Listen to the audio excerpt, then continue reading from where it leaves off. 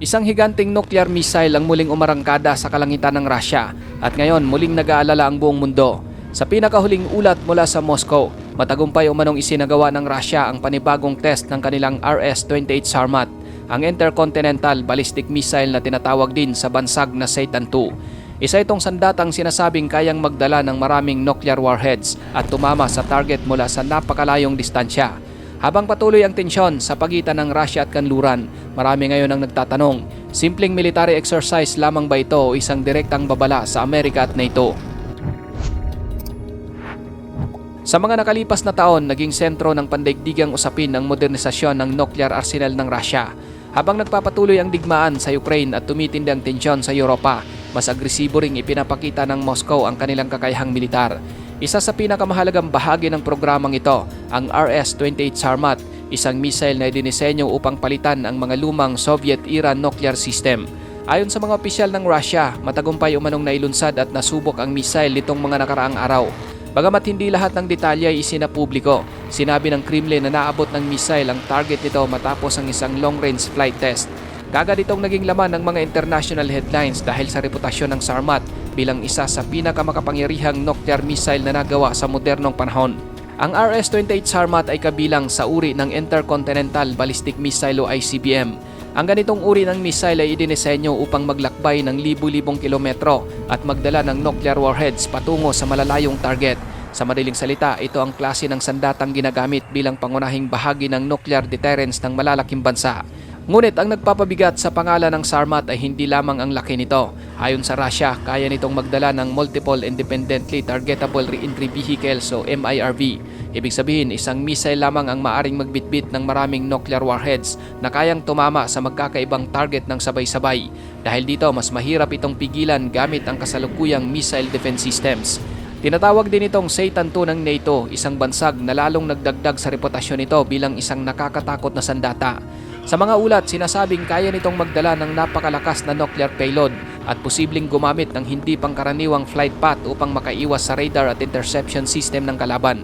Ayon kay Russian President Vladimir Putin, ang Sarmat ay simbolo ng bagong henerasyon ng strategic weapons ng Russia. Sa ilang talumpati niya noon, ipinahayag niyang halos imposible raw itong harangin ang kasalukuyang depensa ng kanluran.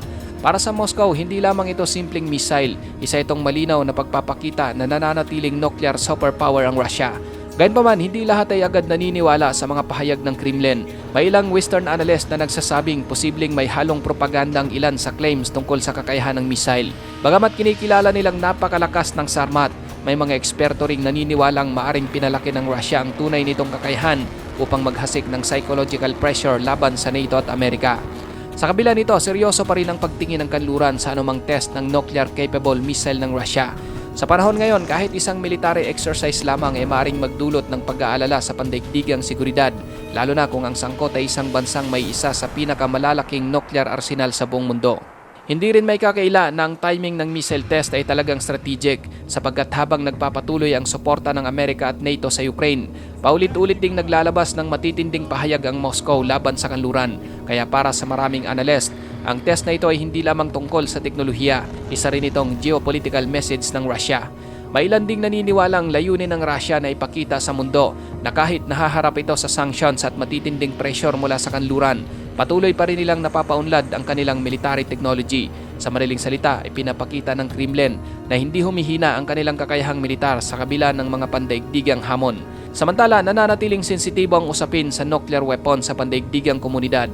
Sa tuwing may missile test na kinasasangkutan ng superpower, agad itong binabantayan ng iba't ibang bansa dahil ang anumang maling kalkulasyon o paglala ng tensyon ay maaring magdulot ng mas malawak na krisis. Sa kasalukuyan, patuloy pang pinag-aaralan ng mga defense expert ang tunay na lawak ng kakayahan ng RS-28 Sarmat. Bagamat kahanga-hanga sa papel ang ilan sa mga claims nito, nananatili pa rin palaisipan kung gaano ito kaepektibo sa aktual na sitwasyon ng modernong digmaan.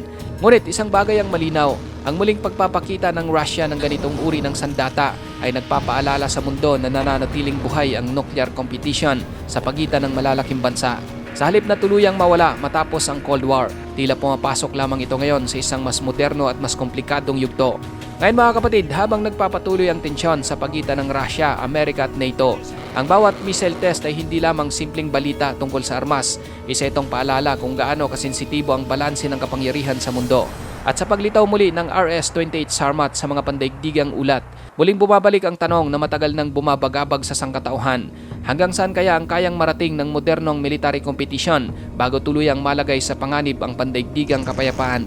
Ikaw kapatid, ano ang masasabi mo sa videong ito?